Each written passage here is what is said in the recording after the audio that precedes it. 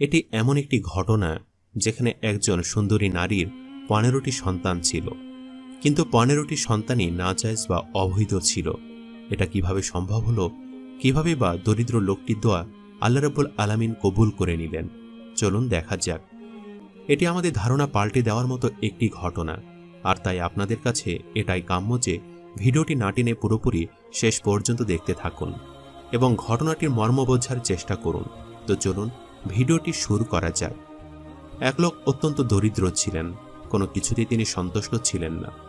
আসলে সন্তুষ্টি কি? সন্তুষ্টি হলো মানুষের ভেতরের তৃপ্তি, যাকে আত্মতৃপ্তি বলা হয়ে থাকে। ধন সম্পদ আসলে কি? মৃত্যুর পর এসব কিছুই আমাদের সাথে যাবে না, এসব কিছু দুনিয়াতে রয়ে যাবে। কিন্তু লোকটি ভাবত যে ধন দৌলত এসব কিছুর মধ্যেই হয়তো প্রকৃত সুখ বিদ্যমান। একদিন তার বাড়িতে একজন ফকিরের আগমন ঘটল। ফকির তার ঘরে দরজা কড়া নাড়ল। দরিদ্র লোকটি দরজা খুলল বটে, তবে খুব চিৎকার চেঁচামেচি করে ফকিরের সাথে কথা বলল। সে চিৎকার করে বলতে লাগলো, যাও যাও বাবা, এখান থেকে চলে যাও। একে তো আমি নিজে চলতে পারি না, হত দরিদ্র, এর উপর এখন আবার তুমি আমার কাছে চাইতে এসেছ। আমি তোমাকে কি দেব বলো? আমার কাছে দেওয়ার মতো কিছুই নেই। এসব কথা শুনে ফকির বাবা বললেন যে, আমি তোর কাছে কোনো কিছুই চাইতে আসিনি, বরং আমি তোকে পরামর্শ দিতে এসেছি।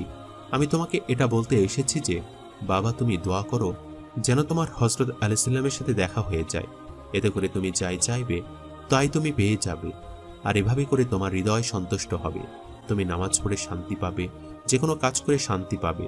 অন্য কারো সুখ শান্তি দেখে আর তোমার আফসোস হবে না। আল্লাহ তাআলা তোমাকে এতটাই সন্তুষ্ট করবেন, তোমাকে এতটাই নিয়ামত দান করবেন। এ সমস্ত কথা শুনে লোকটি খুশি হয়ে গেলেন। সে মনে মনে ভাবতে লাগলো যে দরবেশ বাবা তো আমাকে অনেক ভালো পরামর্শ দিয়েছেন। যদি হযরত আলাইহিস সালামের সাথে দেখা করার পর আমি সে সমস্ত নিয়ামত পেয়ে যাই যা যা একজন ধনী ব্যক্তি থাকে, তবে কেন নয়? আমি হযরত আলাইহিস সালামের সাথে দেখা হওয়ার জন্য আল্লাহ রাব্বুল আলামিনের দরবারে দোয়া করতেই পারি। তিনি দরবেশ বাবার কথা খুব মনোযোগ সহকারে শুনলেন এবং মনে মনে সিদ্ধান্ত নিলেন যে ঠিক আছে, দরবেশ বাবার কথা মেনে নেওয়া যাক। তো সে রাতের বেলা অত্যন্ত বিশ্বাসের সাথে আল্লাহ রাব্বুল আলামিনের জন্য নামাজ আদায় করলেন। এরপর তিনি আল্লাহ রাব্বুল আলামিনের দরবারে দুহাত তুলে দোয়া করতে লাগলেন, ইয়া মালিক, আমি খুবই চিন্তিত, আমাকে আপনি আমার বিপদ থেকে উদ্ধার করুন। শুধুমাত্র একবারের জন্য হলেও আমাকে হযরত আলাইহিস সালামের সাথে দেখা করিয়ে দিন। আল্লাহ রাব্বুল আলামিন তার মন থেকে করা দোয়া কবুল করে নিলেন এবং তাকে মানবরূপে দেখতে পেলেন এবং লোকটিকে বললেন, আমি হযরত, বলো তুমি আমার কাছে কি চাও? তখন লোকটি বলল, হে হযরত, আমি শুনেছি আপনার দোয়া কখনো বিফলে যায় না। আপনি আমার জন্য দোয়া করুন। আপনি এটা দোয়া করুন যেন আল্লাহ রাব্বুল আলামিন আমাকে এমনভাবে দুনিয়ার সবকিছু দান করেন যেন আমাকে আর চিন্তিত হতে না হয়। দুনিয়ার সব ধরনের ধন সম্পদ, দামি জিনিসপত্র, বাড়ি গাড়ি, দামি পোশাক সবকিছুই আমার চাই। দুনিয়ার সব সুখ শান্তি আমার চাই, যাতে করে আমার হৃদয় সন্তুষ্ট হয়। হযরত আলাইহিস সালাম তাকে বললেন, হে মানব, দুনিয়ার সুখ শান্তি নিশ্চিন্ততা কখনোই ধন সম্পদের মধ্যে বিরাজমান থাকে না। এটা তোমার ভুল ধারণা। এসব কিছু শুধুমাত্র এই দুনিয়ার নিয়ামত, আর কিছুই নয়। এরপর লোকটি বলতে লাগলো, আমি শুধুমাত্র ধনী ব্যক্তিরা যেভাবে জীবন যাপন করে সেভাবে জীবন যাপন করতে চাই। আমি তো দেখছি পৃথিবীতে সবাই সুখী, শুধুমাত্র আমি একজন যার কিনা বিন্দুমাত্র সুখ নেই। সব চিন্তা শুধুমাত্র আমাকেই দেওয়া হয়েছে।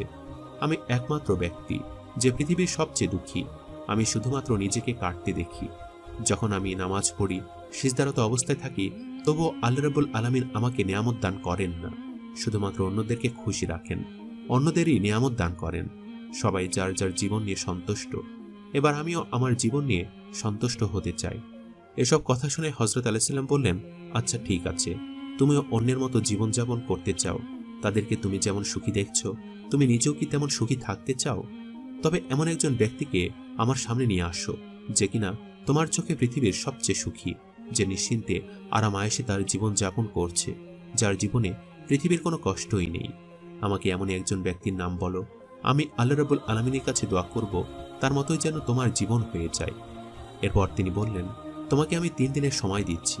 3 দিনের মধ্যে তুমি এমন একজন ব্যক্তিকে খুঁজে বের করো যার জীবনে কোনো দুঃখ কষ্ট নেই এবং তুমিও তার মতোই সুখে থাকতে চাও। তোমার অধিকার আছে তার মতো সুখে শান্তিতে জীবন যাপন করার। তোমার চোখে এমন যে ব্যক্তি আছে তাকে খুঁজে বের করো। 3 দিন সময় তোমার জন্য বরাদ্দ করা হলো। এরপর সে খুঁজতে বেরিয়ে গেল। কিন্তু সে যতই খুঁজে যাচ্ছিল, সবার জীবনেই কোনো না কোনোভাবে কিছু না কিছু দুঃখ কষ্ট ছিল। তো খুঁজতে খুঁজতে সে এমন এক ব্যক্তির কাছে পৌঁছালো যে সোনা বিক্রি করত। সে খুব ধনী এবং সুখী ব্যক্তি ছিল। সে ওই ধনী লোকের সাথে কথা বলার চেষ্টা করল, কিন্তু বলতে পারল না বা সুযোগ পেল না। তাই সে বাড়ি ফেরত চলে এলো।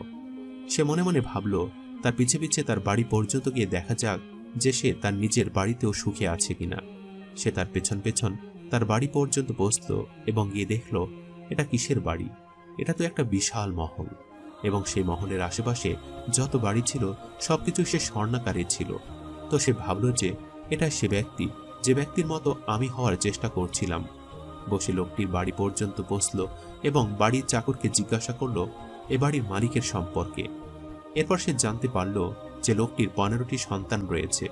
তো সে মনে মনে এটা ঠিক করলেন যে সে হযরত আলাইহিসসালামকে বলবেন তিনি যেন তার জন্য এই দোয়া করেন যেন সে ঠিক এই স্বর্ণকার ব্যক্তির মতোই জীবনযাপন করতে পারে। কিন্তু তবু তার মনে একটি প্রশ্ন এসে গেল, যদি এমন হয় যে ধনী ব্যক্তিটির এত ধন সম্পদ থাকা সত্ত্বেও তার এমন কোনো চিন্তা বা দুঃখ রয়েছে যা কেউ জানে না, আর আল্লাহ রাব্বুল আলামিনের কাছে সেই ব্যক্তিটির মতোই জীবন চাওয়ার কারণে হয়তোবা লোকটির এই দুর্দশা দুশ্চিন্তাগুলো তার জীবনেও চলে আসে।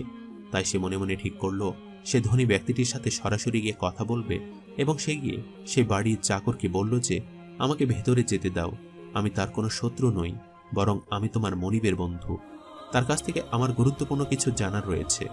এরপর সে ভেতরে গেল এবং দেখল সোফাতে ধনী ব্যক্তিটি বসা ছিল এবং সে ধনী ব্যক্তিকে প্রশ্ন করল যে আপনি কি সত্যি অনেক সুখী নাকি আপনার জীবনে কোনো কষ্ট রয়েছে? তখন ধনী ব্যক্তিটি উত্তর দিল, কেন এ প্রশ্ন করছো?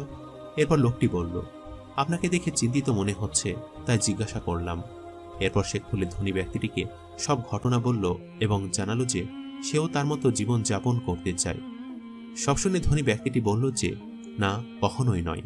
আল্লাহ রাব্বুল আলামিন আর কাউকে আমার মতো জীবন না দিই। আমি অনেক বড় দুশ্চিন্তাগ্রস্ত একজন মানুষ, আর কেউ এমন দুশ্চিন্তায় পড়ুক সেটা আমি চাই না। এরপর লোকটি প্রশ্ন করল, কি এমন দুশ্চিন্তা তোমার জীবনে রয়েছে, আমি কি জানতে পারি? এরপর ধনী ব্যক্তিটি লোকটিকে বলল, আল্লাহ রাব্বুল আলামিন আমাকে দুনিয়ার সব নিয়ামত দান করেছেন এবং আমি সে সবকিছু এবং আমার স্ত্রীকে নিয়ে অনেক সুখে দিন যাপন করছিলাম।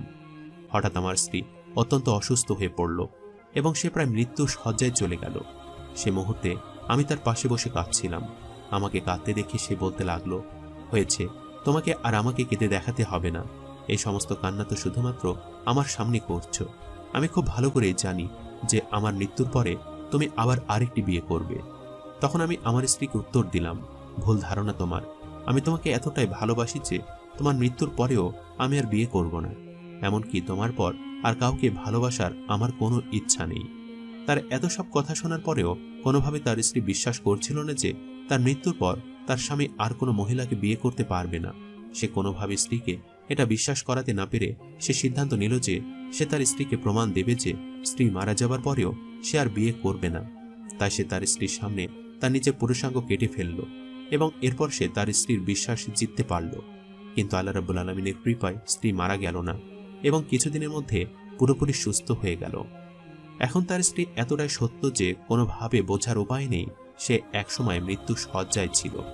তো দিনের পর দিন সে তার স্ত্রীর প্রমাণ দিতে গিয়ে নিজে যা হারিয়েছে, এর ফলে সে কোনোভাবে তার স্ত্রীর অধিকার পূরণ করতে পারছিল না। আর সে সুযোগ তার স্ত্রী পেয়ে বসল। সে রাতের পর রাত তার স্বামীকে ঘুমন্ত অবস্থায় রেখে বাড়ির চাকর বাকরদের সাথে জিনায় লিপ্ত হতো। আর এই 15টি বাচ্চা, এ সবগুলো বাচ্চাই বাড়ির চাকর বাকরদের। দিনের পর দিন নিজের স্ত্রীকে জিনা করতে দেখা আর প্রতিদিন একবার করে মৃত্যুবরণ করা একই সমান। এবার বলো, তুমি কি আমার মতো জীবন চাও? এরপর দরিদ্র লোকটি বুঝতে পারল যে ধন সম্পদ কখনোই জীবনের সুখ শান্তি বয়ে আনতে পারে না। সুখ শান্তি আল্লাহ রাব্বুল আলামিনের দান করা অনেক বড় নিয়ামত, যা সবার জীবনে থাকে না। তো সে বাড়ি ফিরে গেল এবং সিদ্ধান্ত নিল যে সে সেই ধনী ব্যক্তির মতো জীবন চায়। এমনকি সে নিজে যে জীবনে আছে এ জীবন নিয়ে সন্তুষ্ট।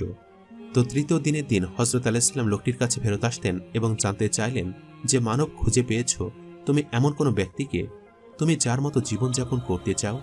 তখন তিনি উত্তর দিলেন, হে আলাইহিসসালাম, আমি কোনো ধনী ব্যক্তির মতো হতে চাই না। আমি শুধু এটাই চাই যেন আল্লাহ রাব্বুল আলামিন আমাকে একজন নেকবান্দায় পরিণত করে দিন। আমি যেন হালাল উপায়ে ধন সম্পদ রুজি রোজগার করতে পারি। আমি যেন আল্লাহ রাব্বুল আলামিনের ইবাদতে নিজের জীবন উৎসর্গ করতে পারি। আপনি আমার জন্য এই দোয়া করুন। তো বন্ধুরা, বুঝতে পারলেন তো, ধন সম্পদ কখনোই সে জীবনে সুখ শান্তি বয়ে আনতে পারে না। আমাদের সবারই উচিত আল্লাহ রাব্বুল আলামিন আমাদেরকে যে জীবন দান করেছেন তা নিয়ে সন্তুষ্ট থাকা।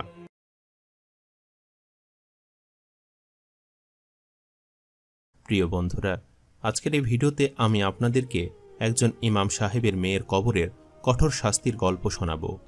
গল্পটি আপনারা অবশ্যই শেষ পর্যন্ত দেখবেন। তো চলুন শুরু করা যাক। একদা একটি গ্রামে আব্দুল শফিক নামে একজন ইমাম সাহেব বাস করতেন। ৫৫ বছর বয়সে তিনি নানা ধরনের অসুখে আক্রান্ত হয়েছিলেন, কিন্তু সংসারের খরচা চালানোর জন্য তাকে কাজ করতেই হতো। তার ৩টি বিবাহযোগ্য মেয়ে ছিল। সে মেয়েগুলোর বিয়ে নিয়ে তিনি খুবই চিন্তিত ছিলেন, কিন্তু কপাল এতটাই খারাপ ছিল যে তার একটি মেয়ের জন্য কোনো ভালো ঘর থেকে সম্বন্ধ আসছিল না। শফিক সাহেব ভেবেছিলেন তিনি তার বড় বোনের ছেলের সাথে তার বড় মেয়ের বিয়ে দিবেন। এই চিন্তা করতে করতেই একদিন তিনি বাড়ি ফিরলেন। বাড়িতে ঢুকতেই টিভির উচ্চ আওয়াজ তার মেজাজ খারাপ করে দিল। শফিক সাহেব জোরে সালাম দিলেন, কিন্তু তার মেয়েরা টিভির মধ্যে এতটাই মশগুল ছিল যে বাবার সালামের শব্দটাও তারা শুনতে পেল না। তিনি ক্লান্ত হয়ে বসে পড়লেন, কিন্তু কেউ তাকে এক গ্লাস পানিও এনে দিল না। কিছুক্ষণ জিরিয়ে নেওয়ার পরে তিনি যখন ঘরে গেলেন, তখন তিনি দেখলেন তার স্ত্রীও টিভি দেখছেন। শফিক সাহেব তার ঘরের এমন অবস্থায় অতিষ্ঠ হয়ে উঠেছিলেন। আসরের নামাজ শেষে তিনি তার বড় বোনের বাড়িতে গিয়ে কান্নাকাটি করে বললেন তিনি যাতে তার বড় মেয়েটিকে সংসারে বউ করে নিয়ে আসেন। কিন্তু তার বড় বোন বললেন, যে মেয়ে দিন দুনিয়ার কোনো খেয়াল রাখে না, সে মেয়েকে আমি আমার ঘরের বউ করে নিতে পারবো না। তোমার মেয়ের ঘরের কোনো কাজ জানে না, আর না তার দিনের কোনো খেয়াল আছে। এরকম মেয়েকে কখনোই আমি আমার ছেলের বউ করে আনব না। আমি আমার ঘরের শান্তি নষ্ট করতে চাই না। তার বড় বোন অনেক ভালো একজন মানুষ ছিলেন, কিন্তু তার জায়গা থেকে তার কথাগুলো সঠিক ছিল। পরের দিন সকালে শফিক সাহেবের অনেক জ্বর হলো, তাই তিনি সেদিন কাজে গেলেন না। জোহরের আজানের পরেও যখন তার মেয়েরা ঘুম থেকে উঠল না, তখন তিনি তার স্ত্রীকে বললেন, এত বেলা হয়ে গেছে, এখনো তোমার মেয়েরা ঘুম থেকে ওঠেনি। তুমি তোমার মেয়েদেরকে আদব কায়দা কেন শেখাও না? সারা রাত জেগে থাকে আর দিনের অর্ধেক বেলা পর্যন্ত ঘুমায়। এটা কেমন নিয়ম? আমি মেয়েদের বিয়ে নিয়ে চিন্তিত। তখন তার স্ত্রী বললেন, আপনি ঘরে গিয়ে আরাম করুন। বাড়িতে আছেন তার মানে এই না আপনি সারাদিন মেয়েদের পেছনে লেগে থাকবেন। তাদেরকে স্বাধীনভাবে জীবনযাপন করতে দিন। তার স্ত্রী উল্টো তাকে কথা শুনিয়ে দিল।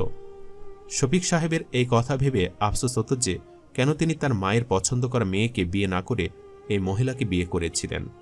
শফিক সাহেবের স্ত্রীর নাম ছিল মাসজিদা। তাদের প্রেমের বিয়ে ছিল। তার মা এবং বোনেরা এই বিয়ের বিরোধিতা করেছিলেন। তারা তাকে তখনই বলেছিলেন যে এই মেয়ে অবশ্যই দেখতে সুন্দরী, কিন্তু এর স্বভাব চরিত্র ভালো না। এর না দিনের জ্ঞান আছে, আর না এদের বাড়িতে মেয়েদেরকে কোনো ভালো শিক্ষা দেওয়া হয়। শফিক সাহেবের মা নিজের ছেলের জন্য আলাদা করে মেয়েও পছন্দ করে রেখেছিলেন। তাই তার মা সরাসরি এই বিয়েতে না করে দিয়ে বলেছিলেন কারো সন্তানদের নামে বদনাম করতে নেই। কিন্তু সত্যিকার অর্থেই মাসিজা এবং তার বোনেরা খুবই উশৃঙ্খল স্বভাবের মেয়ে। এরা কখনোই ঘরের বউ হিসাবে উপযুক্ত নয়। সবসময় ওরা বাড়ির বাহিরে ঘোরাফেরা করে। কিন্তু শফিক সাহেব তখন তার মা বোনদের কথা শুনেননি। একমাত্র ছেলের কষ্ট সহ্য করতে না পেরে তার মা মাসিজার সাথেই তার বিয়ে করিয়ে দিলেন। তবে বিয়ের কয়েক মাস পরে শফিক সাহেব নিজের ভুল বুঝতে পেরেছিলেন। শফিক সাহেব একজন ইমানদার ব্যক্তি ছিলেন, কিন্তু মাসিদা কখনো এক ওয়াক্ত সালাতও আদায় করত না। সবসময় নখে নেল পলিশ লাগিয়ে রাখত, সারা মুখে মেকআপ করে কখনো ছাদে কখনো বা বাড়ির দরজার সামনে দাঁড়িয়ে থাকত। প্রথম প্রথম এই বিষয়গুলো নিয়ে শফিক সাহেবের তার স্ত্রীর সাথে অনেক ঝামেলাও হতো, কিন্তু কিছু হলে সে বাপের বাড়িতে গিয়ে বসে থাকত। শফিক সাহেব ভালোবাসার কাছে দুর্বল ছিলেন। বারবার তিনি তার স্ত্রীকে বুঝে বাড়ি ফিরিয়ে নিয়ে আসতেন, কিন্তু মেয়েরা জন্ম নেওয়ার পর তার মা তাকে বোঝালেন যে মেয়েদের আচার আচরণে তার মায়ের বাজে আচরণের প্রভাব পড়বে। বাবা মার মাঝে ঝগড়া হলে তার প্রভাব সন্তানদের ওপরেও পড়ে। আর তারপর শফিক সাহেব তার মেয়েদের মুখের দিকে তাকিয়ে চুপ হয়ে গেলেন। তখন তার বৃদ্ধ মা তার মেয়েদের সামলাতেন এবং সংসারের সব কাজ করতেন। তার স্ত্রী তো সাজগোজ করে কুল পেত না। শফিক সাহেবের মায়ের মৃত্যুর পর ঘরের সবকিছু এলোমেলো হয়ে পড়ে রইল। শফিক সাহেব বুঝলেন যে আজ পর্যন্ত সংসার তার মাই সামলে রেখেছেন। শাশুড়ির মৃত্যুর পর মাসিদা আরও বেশি অবাধ্য আচরণ করতে শুরু করল। শফিক সাহেব বাহিরের কাজ সামলানোর সাথে সাথে সংসারের কাজও সামলাতেন।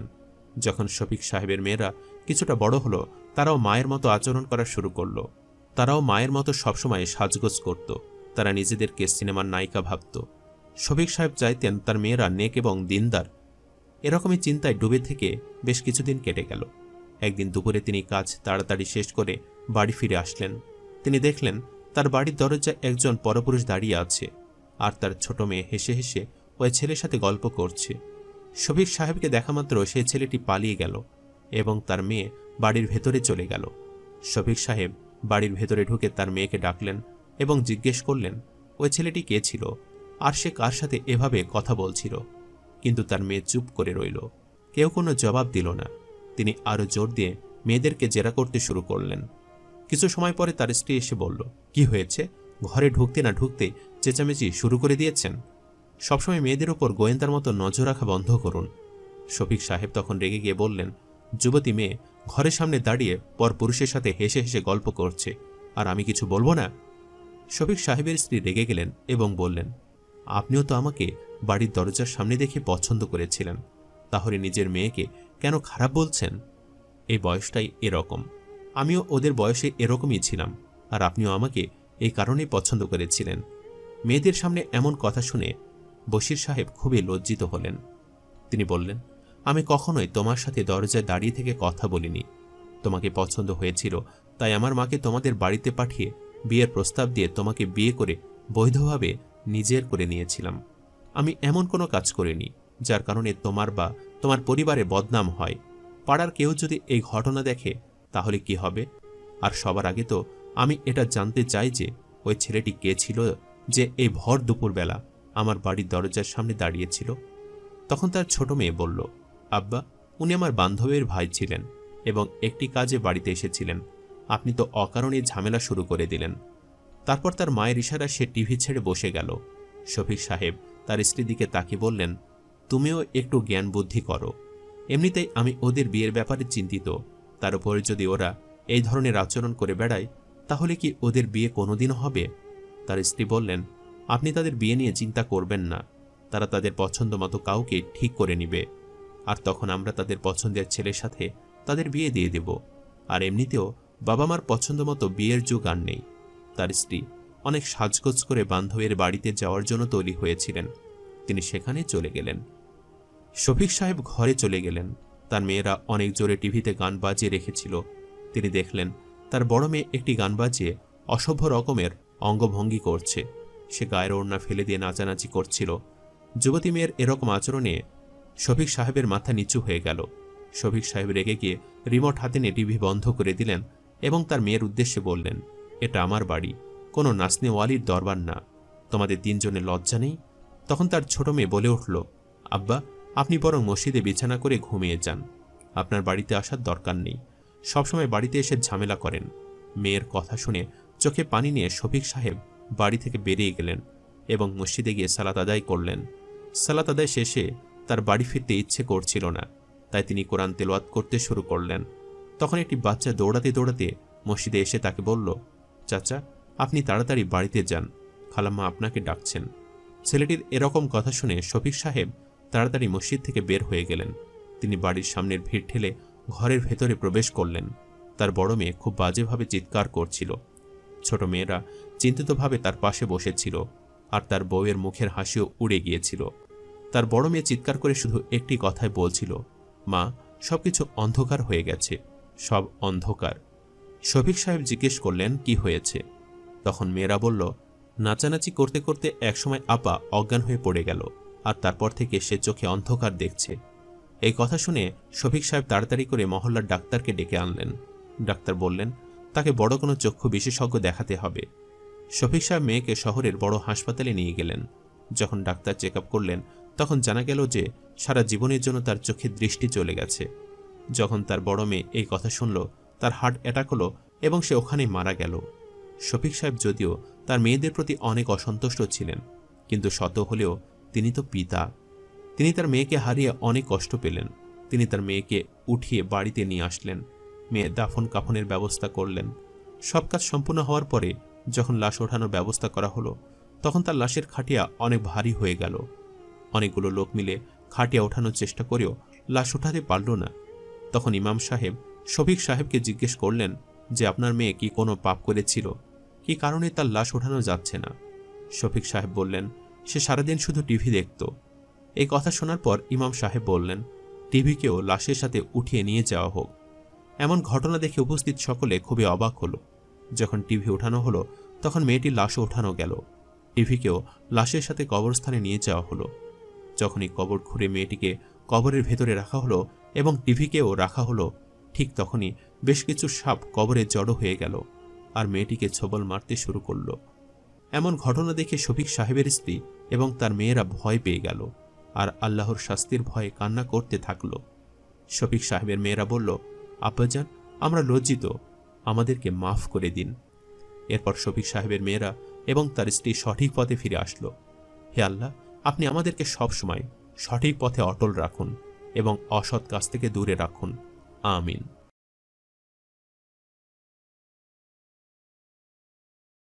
আল্লাহ তার বান্দাদের খুব ভালোবাসেন। আল্লাহ যে বান্দার ওপর সন্তুষ্ট হন এবং যে বান্দা আল্লাহর ওপর ভরসা রাখেন তার জন্য আল্লাহই যথেষ্ট। আজ আপনাদের এমনই এক নেককার বান্দা ও পরিবারের হজযাত্রার কাহিনী শোনাব, যা শুনে আপনারও মন জুড়িয়ে যাবে। তো চলুন শুরু করা যাক। সে অনেক বছর আগের কাহিনী। তখন মানুষের যোগাযোগের সুব্যবস্থা ছিল না। ওই সময় হয় কোনো প্রাণীর পিঠে করে, না হয় পায়ে হেঁটেই হজযাত্রা করতে হতো। এমন এক সময়ে এক কামিলদার ব্যক্তি হজের উদ্দেশ্যে বের হয়। তার সামর্থ্য ছিল না কোনো প্রাণীর পিঠে করে হজে যাওয়ার, তাই সে পায়ে হেঁটেই হজের জন্য রওনা দেয়। হাঁটতে হাঁটতে সে এক গ্রামে পৌঁছায়। সে অনেকটাই ক্লান্ত হয়ে যায়, তাই সে ভাবে এই গ্রামে কিছুদিন বিশ্রাম নেওয়া যাক। হজ হতে এখনো তো অনেক দিন বাকি। সে গ্রামে প্রবেশ করে দেখে ওখানে সবাই যেন নিজ নিজ কাজে ব্যস্ত। সে আশেপাশে তাকিয়ে পরিবেশ বোঝার চেষ্টা করে। সে সামনে এক বৃদ্ধা মহিলাকে দেখতে পান যে বয়সের ভারে একদম ক্লান্ত হয়ে গেছে। সে সেই বৃদ্ধার কাছে গিয়ে জিজ্ঞেস করেন যে আপনি কোথায় থাকেন? বৃদ্ধা মাথা নিচু করে বসে বসে ঝিমুচ্ছিল।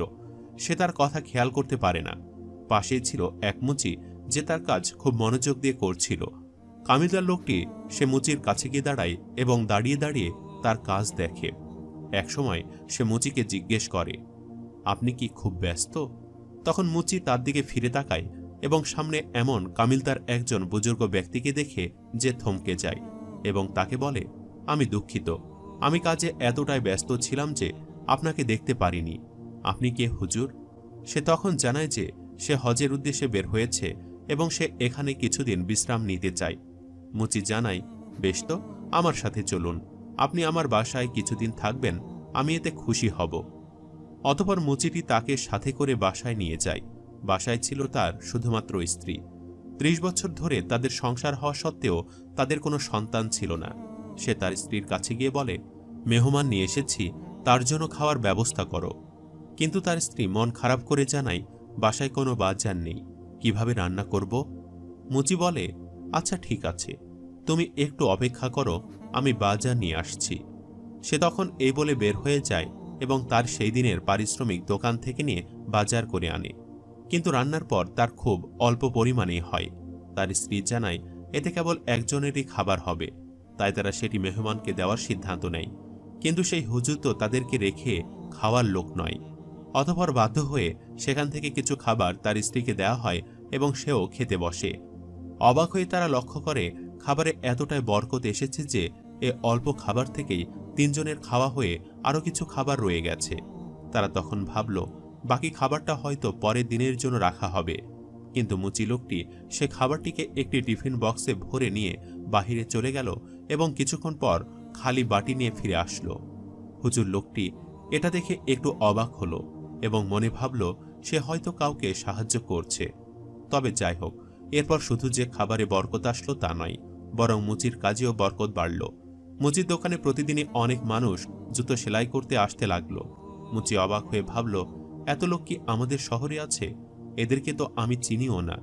তবুও সে তার কাজে মন দিল। তাদের সংসার মোটামুটি অভাবমুক্তভাবে চলতে লাগলো। এভাবে 10 দিন হওয়ার পর বুজুর্গ ব্যক্তিটির আবার সফরে যাওয়ার সময় হলো। সে তখন মুচিকে জানালো আমি আবারও বের হব হজের উদ্দেশ্যে। তোমাদেরকে অসংখ্য ধন্যবাদ আমাকে আশ্রয়, খাদ্য এবং সাহায্য করার জন্য। এ বলে সে মুচির সাথে বুক মেলায়। এতদিনে তাদের সাথে সে লোকটির অনেক সুসম্পর্ক হয়ে গিয়েছিল। সে বুঝেছিল এই মুচি এবং তার পরিবারও খুব ভালো, তাই সে মুচিকে তার সাথে হজে যাওয়ার দাওয়াত দেন। কিন্তু মুচি জানায় যে এবার তার পক্ষে যাওয়া সম্ভব নয়। তখন বুজুর্গ ব্যক্তিটি মন খারাপ করে ফেলে। সে বলে, মানুষ দূর দূরান্ত থেকে হজে যাওয়ার উদ্দেশ্যে বের হচ্ছে। খুব খারাপ লাগলো যে তোমার হজে যাওয়ার ইচ্ছে পর্যন্ত নেই। মুচি কোনো জবাব দেয় না, বরং মাথা নিচু করে দাঁড়িয়ে থাকে। যাই হোক, তারা তো তাকে সাহায্য করেছে, তাই সে আবারও তাদেরকে ধন্যবাদ জানিয়ে বিদায় নেন। মুচি মন খারাপ করে দাঁড়িয়ে থাকে এবং মনে মনে বলে, আমার তো হজে যাওয়ার ইচ্ছে আছে, তবে উপায় নেই। এ বলে সে তার কাজের উদ্দেশ্যে আবার চলে যান। হুজুর লোকটি চলে যাওয়ার পরও তার কাজ এবং সংসারে বরকতের কোনো অভাব হয় না। আগে যেমন ছিল তেমনই থাকে। মুচির ঘরে একটি সিন্দুক ছিল। সে সিন্দুকে কিছু কিছু করে টাকা জমাচ্ছিল। তার স্ত্রীকে সে এই ব্যাপারে কিছুই বলে না। তার স্ত্রী মনে করে হয়তো সে হজে যাওয়ার জন্য টাকা জমাচ্ছে। একদিন মুচি তার দোকানের পাশে কবুতরের পাখা ঝাপটানোর শব্দ শুনতে পায়। সে তাকিয়ে দেখে অনেক সুন্দর একটি কবুতর তার দোকানের পাশে উড়ছে। দেখে মনে হচ্ছে কবুতরটি সেই মুচি লোকটির কাছে এসেছে। লোকটি যখন কবুতরের দিকে হাত বাড়িয়ে দেয়, তখন কবুতরটি নিজে থেকেই তার হাতে এসে খুশি মনে বসে। লোকটি বাসায় যাওয়ার সময় কবুতরটি সাথে করে নিয়ে যায়। তার স্ত্রী কবুতরটি দেখে খুব খুশি হয়। সে কবুতরটিকে খাওয়াতো এবং নিজের সন্তানের মতোই আদর করত। তারা কবুতরটিকে খুব ভালোবাসত।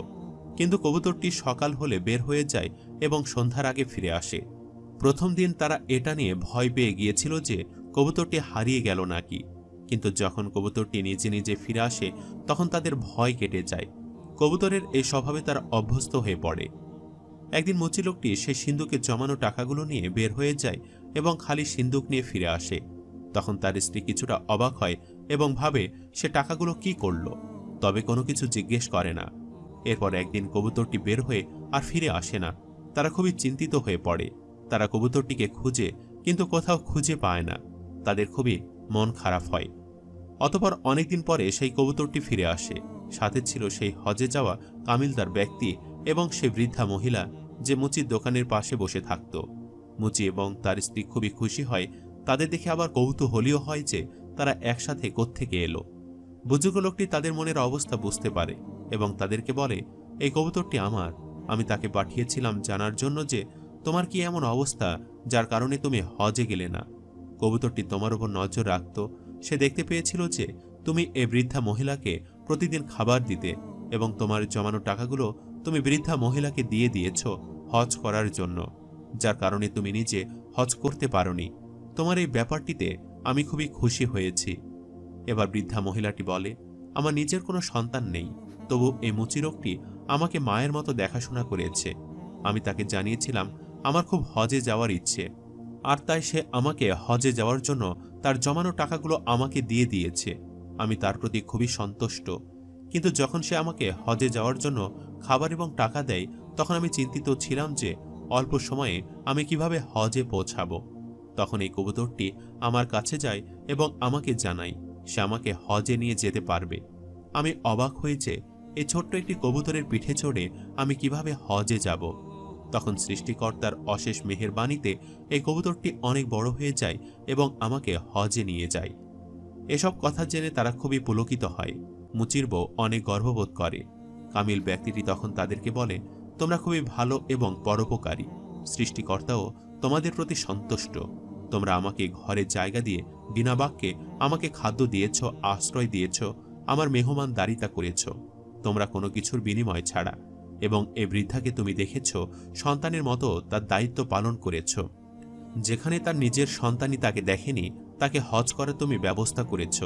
এত কিছুর পরে সৃষ্টিকর্তা তোমাদের ওপর কিভাবে নারাজ থাকতে পারে বলো?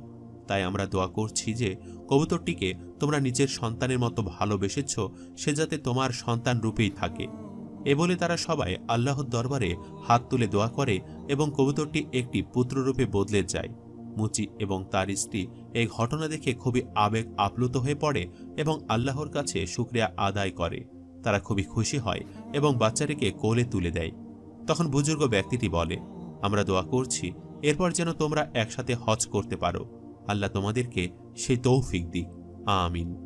তো বন্ধুরা, এ থেকে আমরা শিখে নিতে পারি যে আল্লাহ আমাদের প্রতি সন্তুষ্ট থাকলে সে যে কোনো কিছুই করতে পারে। আল্লাহর কাছে কোনো কিছু অসম্ভব নয়, এবং আমরা যাই ভালো বা খারাপ করি না কেন তা কোনো না কোনোভাবে কর্মফল হিসেবে আমাদের কাছে ফিরে আসে। তাই আমরা সবসময় চেষ্টা করব সৎ কাজ করার এবং নিজের মাঝে মহত্ব স্থাপন করার।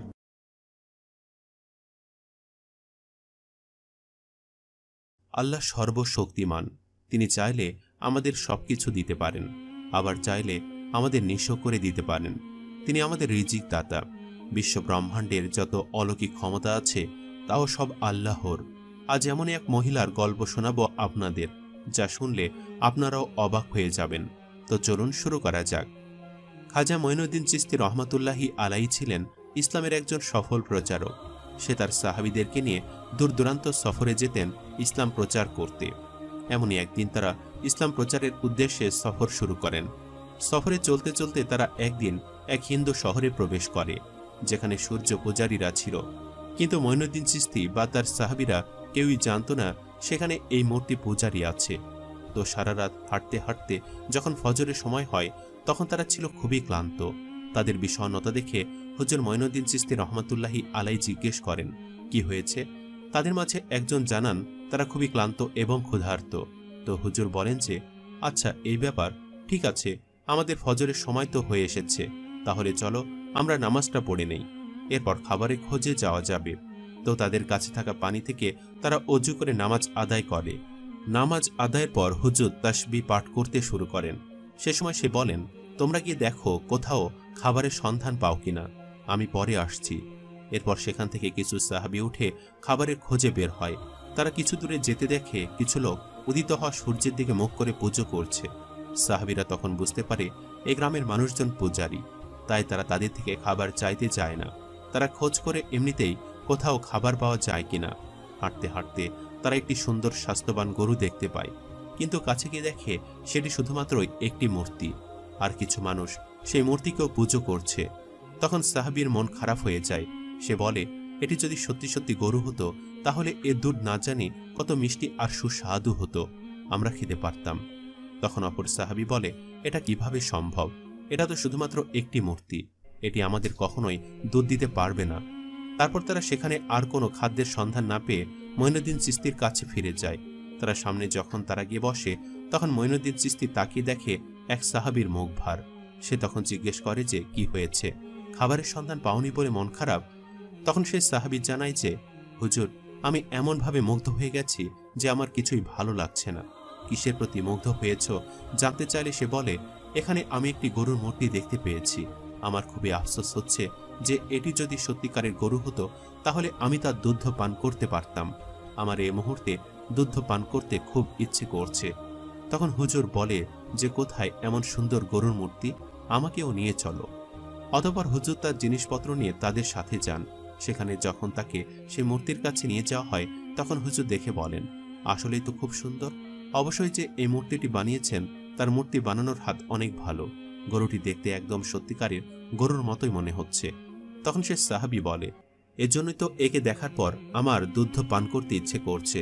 তখন অন্যজন বলে, এটা তো একটা মূর্তি, এটা কিভাবে দুধ দিবে? বাচ্চাদের মতো বায়না করছো। এ শুনে হুজুর হেসে তাকে চুপ করার নির্দেশ দিয়ে বলে, থাক, তাকে বকা দিও না। তার যেহেতু এত ইচ্ছে করছে, তাহলে চলো আমরা গরুটি থেকে দুধ নিয়ে খাই। তাদের কাছাকাছি সেই গ্রামের কিছু মূর্তি পূজারী ছিল। তারা তাদের কথা শুনতে পায়। তখন একজন এগিয়ে গিয়ে বলে, আপনারা কি পাগল হয়েছেন? আপনারা দেখতে পাচ্ছেন না এখানে গরুটি স্থির হয়ে দাঁড়িয়ে রয়েছে? এটি আমাদের নিজেদের হাতে তৈরি, সে কিভাবে দুধ দিবে? আর আপনারাই বা কারা? তখন হুজুর জবাবে বলে, আমরা মুসলিম, ইসলাম প্রচারে বের হয়েছিলাম, খাবারের খোঁজে আপনাদের এলাকায় এসেছি। এখানে এসে এই গরু দেখে আমার সাহাবাই কেরামের দুধ পান করতে ইচ্ছে করছে, তাই আমিও চাচ্ছি তার ইচ্ছে পূরণ হোক। যেহেতু গরুটি আপনাদের হাতে তৈরি, তাই আপনাদেরও দুধ পান করার হক রয়েছে। আপনি যান এবং গ্রামবাসীদের পাত্র নিয়ে আসতে বলুন। লোকটি তখন বলে, এটা কিভাবে সম্ভব? আপনি আমাদের সাথে মশকরা করছেন? ঠিক তখনই সেখানে সে গ্রামের পণ্ডিত বাবা এগিয়ে আসেন। সে এসে বলে, কি করছো তোমরা এখানে? দেখো, তোমাদের মতো মুসলিমদের আমার ভালো মতোই চেনা আছে। নিশ্চয়ই তোমরা এখানে আমাদের কোনো ধোঁকা দিতে এসেছো, কিংবা আমাদের জোর করে মুসলিম বানাতে চাইবে। আমরা এমন বোকা নই, তাই আমাদের সাথে এসব মজা করা বন্ধ করো। হুজুর তখন বলেন, আমি আপনাদের সাথে মজা করছি না, আমরা মুসলমান, আমাদের ধর্ম আমাদেরকে শান্তি বজায় রাখা এবং ভালোবাসতে শেখায়। আমরা কাউকে ধর্মের জন্য জোর করি না। আমি তো ভালোবেসেই আপনাদের বললাম, যেহেতু গ্রামটি আপনাদের এবং গরুটিও আপনাদের, তাই আপনাদের অধিকার আছে দুধ খাওয়ার, আর এই জন্যই আপনাদের পাত্র নিয়ে আসতে বলছি। আপনি সবাইকে বলুন, যার যত ইচ্ছে সে তত দুধ নিতে পারবেন, তারা যেন পাত্র নিয়ে আসে। পণ্ডিত লোকটি তখন রেগে যান এবং রেগে গিয়ে গ্রামবাসীদেরকে হুজুর ও তার সাহাবীদের বের করে দিতে বলেন। তখন হুজুর বলে, আচ্ছা ঠিক আছে, বের তো আমরা হয়েই যাব, তার আগে আমাদের একটি সুযোগ দিয়ে দেখুন যে এই গরু দুধ দেয় কিনা। আমি মহান সৃষ্টিকর্তার কাছে দোয়া করব যাতে করে সে ব্যবস্থা করে দেন। নিশ্চয়ই আল্লাহ সর্বশক্তিমান। যদি আমি সফল হই তবে আপনারা কি করবেন? হুজুর লোকটি তখন তাচ্ছিল্যের সুরে বলেন, ঠিক আছে, যদিও এটি কখনো হওয়ার নয়, তবুও বলছি, যদি তোমরা সফল হও তবে যা বলবে আমরা তাই করব। অতঃপর তারা পাত্র নিয়ে আসে। তারপর খাজা মঈনুদ্দিন চিশতি রহমতুল্লাহি আলাইহি কোরআন পাঠ করে আল্লাহর কাছে দোয়া পেশ করেন। এরপর গিয়ে গরুটির মাথায় হাত রাখতে গরুটি থেকে দুধ দেওয়া শুরু হয়। সকলে আশ্চর্য হয়ে যায় এবং তাদের পাত্রে দুধ নিতে থাকে। সেই দুধের স্বাদ ছিল অনেক মিষ্টি ও সুস্বাদু। সকলে প্রাণ ভরে পান করে। অতঃপর হুজুর আবার সেই গরুর মাথায় হাত রাখতেই দুধ দেওয়া বন্ধ হয়ে যায়। এসব দেখে সবাই বিস্ময়ে অভিভূত হয়ে যায়।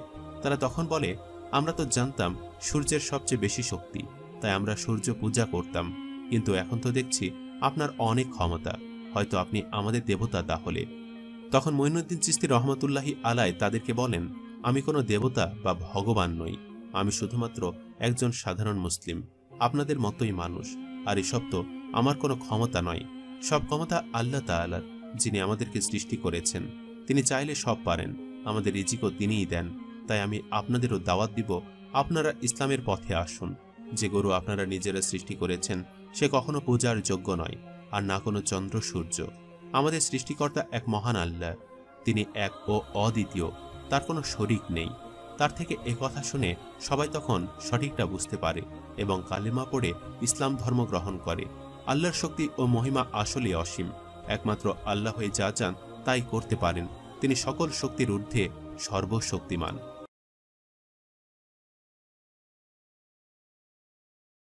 বন্ধুরা, আজকের এই ভিডিওতে আমি আপনাদেরকে বলবো এক বাদশাহ ও তার 3 সন্তানের এক বিস্ময়কর ঘটনা, যা শুনলে আপনাদের মন ছুঁয়ে যাবে ইনশাআল্লাহ।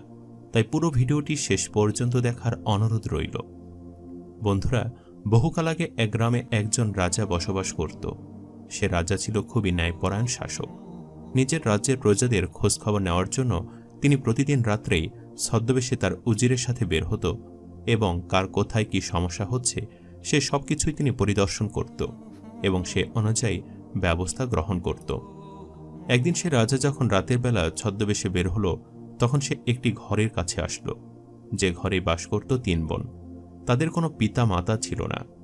তখন রাজা তাদের ঘরে আড়ি পেতে শুনল যে 3 বোন একে অপরকে বলছে যে, যদি আমি রাজার সিপাহীকে বিয়ে করি তাহলে আমি বেশ স্বাচ্ছন্দ্যে থাকতে পারব, কেননা সে আমার সুরক্ষা দিবে।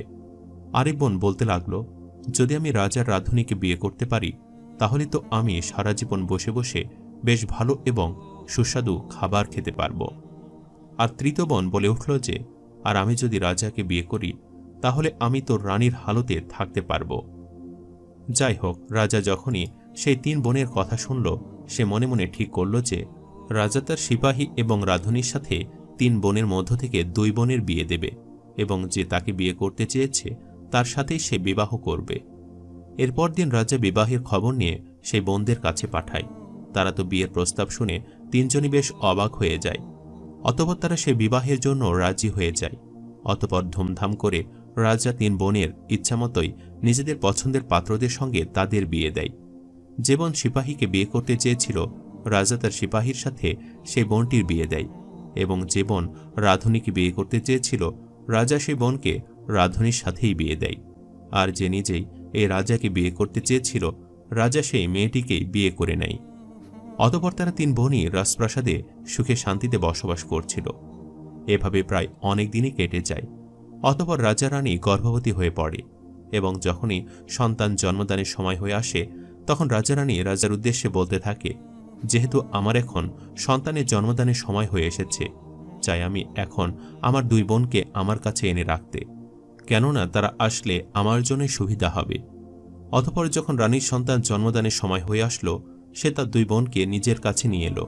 কিন্তু তার 2 বোন রানীকে অনেক হিংসে করত, কেননা তারা সবসময় মনে মনে বলতো যে আমরা একজন রাজার সিপাহীকে বিয়ে করেছি আর একজন রাজার রাধুনীকে বিয়ে করেছি। যদি আমাদের মধ্যে কেউ রাজাকে বিয়ে করত তাহলে আমরা রানীর হালতে থাকতে পারতাম, আর এখন যদি আমাদের বোন সন্তান জন্মদান করে তাহলে রাজা তাকে মাথায় করে রাখবে। সুতরাং আমাদের একটি পরিকল্পনা করতে হবে। আমাদের এমন পরিকল্পনা করতে হবে যাতে রাজার সন্তানও আর না থাকে এবং রাজা তার স্ত্রীকে ছেড়ে দেন।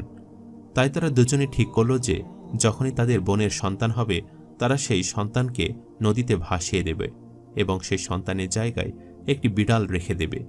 যখন রাজা জানতে চাইবে তার কি সন্তান হয়েছে, তখন তারা বলবে তার স্ত্রী একটি বিড়াল জন্ম দিয়েছে। এবং সন্তান জন্মদানের দিন রানীর 2 বোন ঠিক তেমনটাই করল। রানীর প্রথম একটি পুত্র সন্তান হয়েছিল, আর 2 বোন কায়দা করে সে পুত্র সন্তানকে নদীতে ভাসিয়ে দেয় এবং রানী পাশেই একটি বিড়াল রেখে দেয়। আর যখনই রাজা জিজ্ঞেস করে যে আমার কি হয়েছে, তখন তার 2 বোন জবাব দেয় যে আমাদের বোনের একটি বিড়াল হয়েছে, অর্থাৎ আপনার স্ত্রী একটি বিড়াল জন্ম দিয়েছে। রাজা এই কথা শুনে বেশ রেগে যায়, কিন্তু রানীকে ভালোবাসার কারণে সে আর কিছুই বলে না। রাজা রানীকে তেমন কোনো শাস্তিও দেয় না। এদিকে রানীর প্রথম পুত্র সন্তানটিকে যেখানে ভাসিয়ে দেওয়া হয় সে স্থানে একজন কাঠুরে বসবাস করত।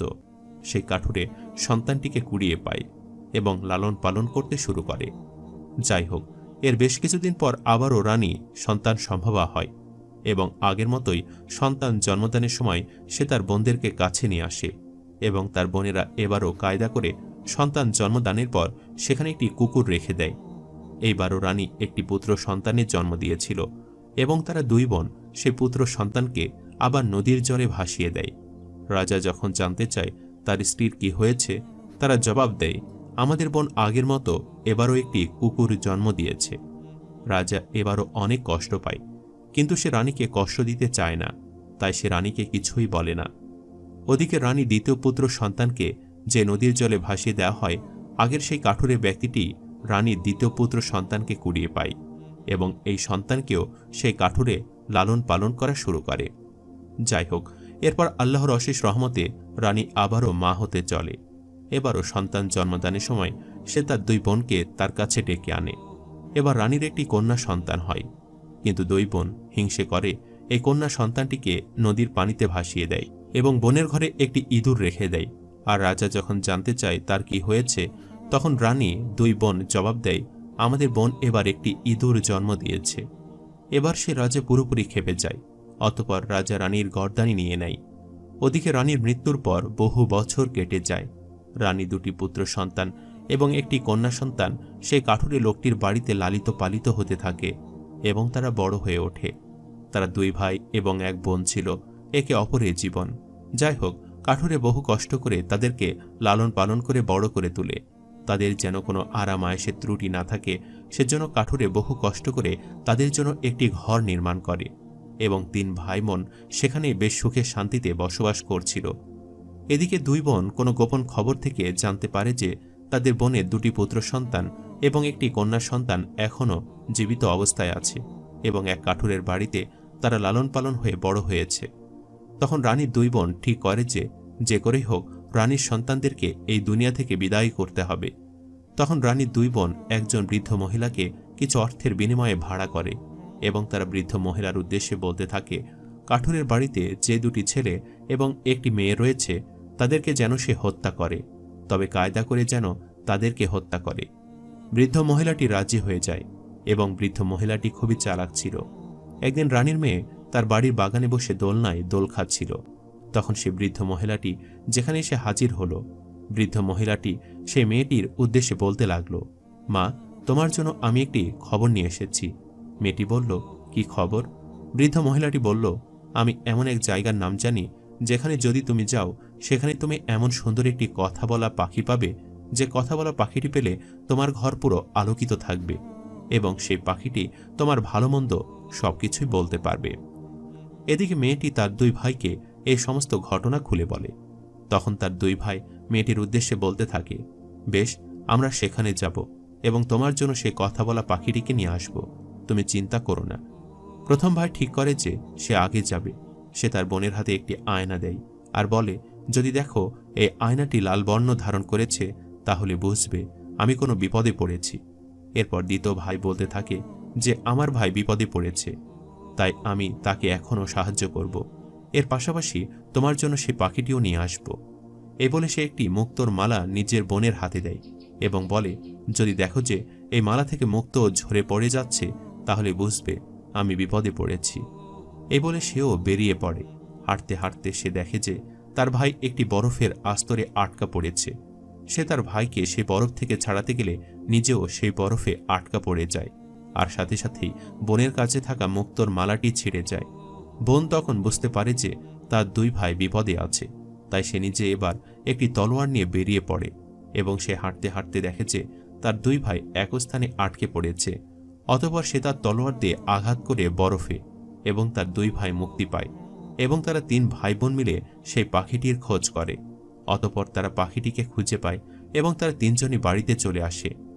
বাড়িতে আসার পর একদিন তারা বাগানে কাঠ কাটতে যায়, আর তখনই তাদের সাথে তাদের পিতার দেখা হয়ে যায়, অর্থাৎ তাদের সাথে রাজা দেখা হয়ে যায়। আসলে তারা নিজেরাও জানত না রাজা যে তাদের পিতা। রাজা জঙ্গলে শিকার করার জন্য আসে, কিন্তু একটা সময় বনের পশুরই রাজাকে আক্রমণ করে, আর রাজাকে বাঁচায় তার সন্তানরাই।